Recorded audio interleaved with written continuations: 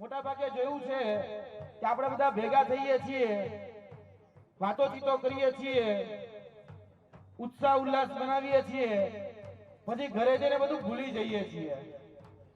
આજનો દિવસ એ જોવા જઈએ તો મારી દ્રષ્ટિએ કે આપણા પૂર્વજો કોણ હતા, આપણા પૂર્વજો શું કામ કર્યું અને એ પૂર્વજોમાંથી આપણે શું બોધપાઠ લઈ શકીએ અને એ બોધપાઠ લઈ વર્તમાનની અંદર જે દૂષણો છે એ દૂષણોને કઈ રીતે દૂર કરી શકીએ, એનો દિવસ, એને જીવનમાં ઉતારવાનો દિવસ એ આજનો એ તાત્યા ભીલ ને જે જન્મ જયંતિ છે 184મી, તો એના બોધ, એના જે વિચારો જે છે એ આપણા જીવનમાં ઉતારવા માટેનો દિવસ છે. આપણે એ શીખવાનું છે કે જે તે સમયે અંગ્રેજોનું શાસન હતું, એ અંગ્રેજોની શાસનની સામે આપણા જનનાયક, આપણા ક્રાંતિ સૂર્ય જે રીતે લડ્યા એ રીતે આપણે વર્તમાનની અંદર પણ લડવું જરૂરી છે. અત્યારે જોવા જઈએ તો આપણને આઝાદી મળી, પણ કઈ આઝાદી? તો કે ભાઈ અંગ્રેજોની ગુલામીમાંથી આઝાદી મળી.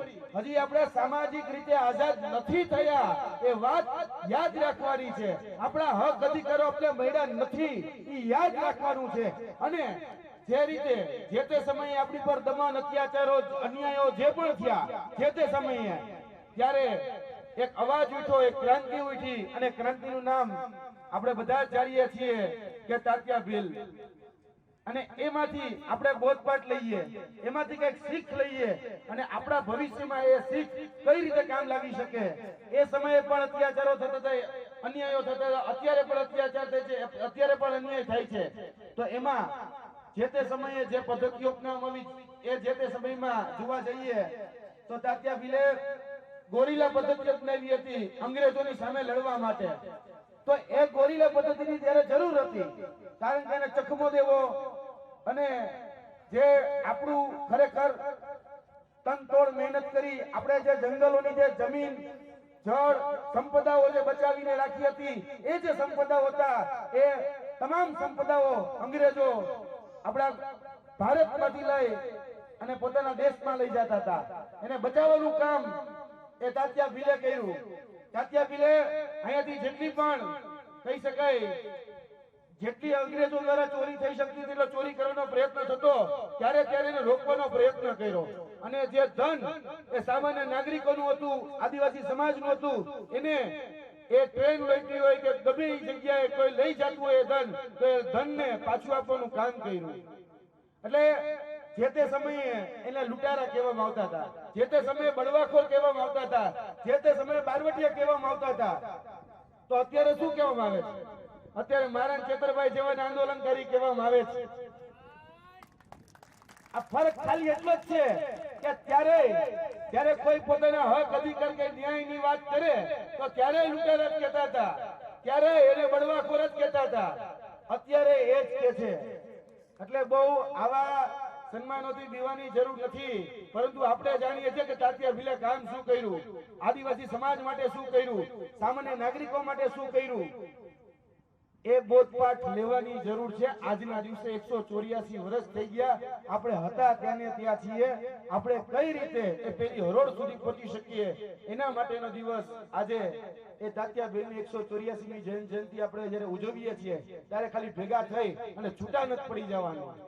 આપણે બધાએ અહીંયાથી એવો કઈક સંકલ્પ લઈને જવાનું છે કે આવનાર દિવસોની અંદર આપણા જે રીતે હમણાં જ ભાઈશ્રીએ વાત કરી એમ કે ખાલી શિક્ષણ મેળવવા માટે જ નહીં, પરંતુ સમાજનો ઉત્થાન કઈ રીતે થઈ શકે એના માટેના પણ આપણે પ્રયત્નો કરીએ.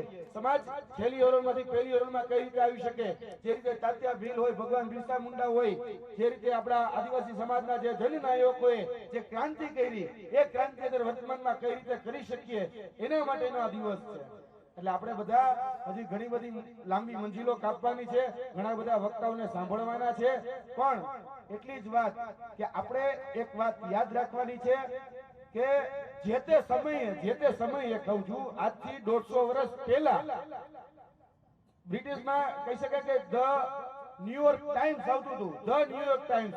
એ ન્યુયોર્ક ટાઈમ્સ ની અંદર તાત્યા ભીલની જોવા જઈએ તો આખો એક લેખ પ્રસિદ્ધ કરવામાં આવ્યો હતો, એના વિશે વાત કરવામાં આવી હતી, એના વિશેની નોંધ લેવામાં આવી હતી. પરંતુ અત્યારે આપણા વર્તમાનના જે આપણા પાઠ્યપુસ્તકો કહીએ જીસીઆરટી એનસીઆરટી એની અંદર આપણી નોંધ લેવામાં નથી આવતી. પહેલા તો એ કરો આપણા સમાજના બાળકોને ખબર પડે જ્યારે શાળાઓની અંદર જાય ત્યારે કે આપણે કોના વંશજ છીએ અને આ ક્રાંતિકારી નેતાઓ કોણ હતા.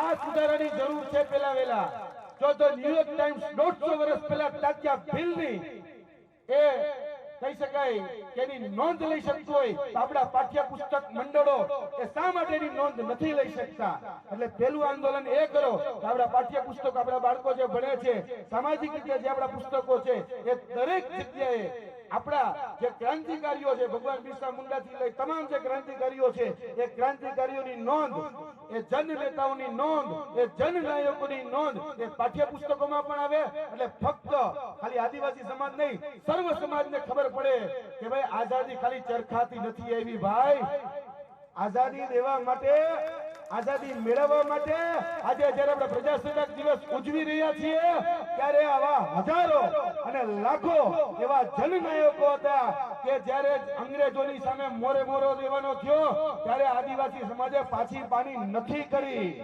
આ વાત ત્યારે જ સમજાશે કે જ્યારે આપણા બાળકોની અંદર એ શિક્ષણનું સિંચન થશે.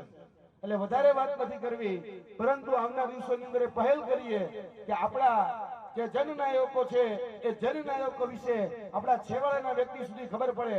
આપણે આપણી પરંપરાઓ, આપણી રૂઢિઓ આપણે સાચવીને રાખીએ જ છીએ, તો આ રીતે પણ આપણો વારસો હવે સાચવવો જરૂરી છે. એટલે વધારે વાત ન કરતા હું મારી વાણીને વિરમું છું. બસ એટલું જ કે આ બોધપાઠ લઈને આપણે ઘરેથી છૂટા પડીએ, અહીંયાથી છૂટા પડીએ અને ઘરે જઈ અને આ જે વિચારો અહીંયાથી જે સ્ટેજ ઉપરથી મૂકવામાં આવ્યા છે એનું અમલીકરણ કરીએ, ખાલી સાંભળીને જતા ન રહીએ.